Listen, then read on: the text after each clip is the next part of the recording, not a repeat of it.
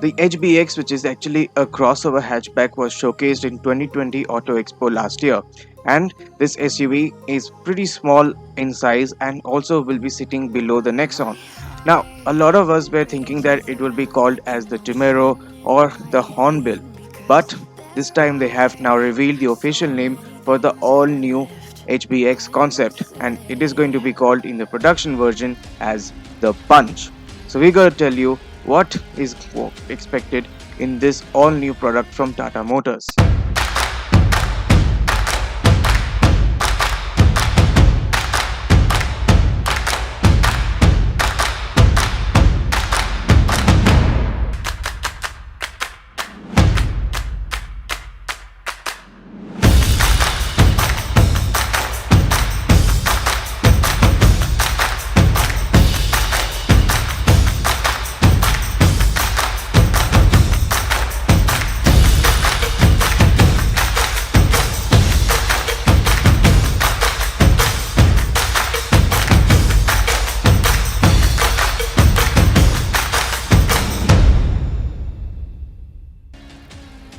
To start with, the Punch will be based on the same platform as the Altroz, which is the Alpha architecture, and it is going to be the second car based on this platform.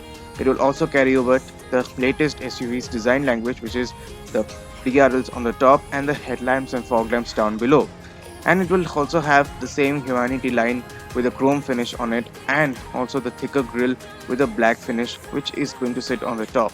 Lower down, the bumpers will have a different look, will have cladding and skid plates as usual, and will also have Y-shape motifs on the radiator grille that definitely looks very interesting. We don't know about the dimensions itself, but it looks like as this all new Punch will actually be taller and will have a slightly higher ground clearance on offer. It will also have dual tone color options too, which actually really looks cool in this blue and white paint scheme. It will also have 16-inch diamond cut alloy wheels for the wider tires, and the lower variants could able to have smaller wheels. It also even has a thicker A-pillar on offer too, and the roof actually really slopes towards the rear, and the color that actually really comes on offer on the roof in dual tone form could give a floating roof effect.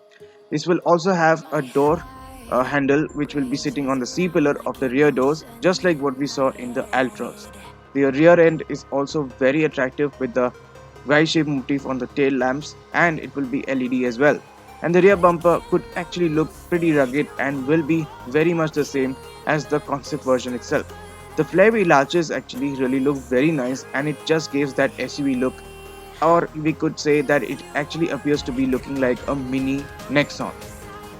The Tata Punch will have the same interior as what we see in the HBX concept, but what differences will be there is still unknown.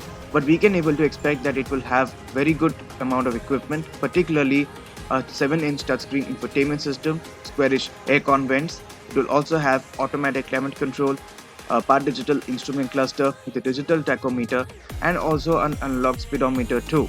And we can able to expect very good quality on offer with great materials used in, and the fit and finish should be very impressive. Also, we can expect good storage spaces as well, so it is going to be a very great interior on offer. The all-new Tata Punch will carry over Altroz's 1.2-litre naturally aspirated petrol engine that has 86 horsepower and 113 Nm of torque, and will come with a 5-speed manual and a 5-speed AMT.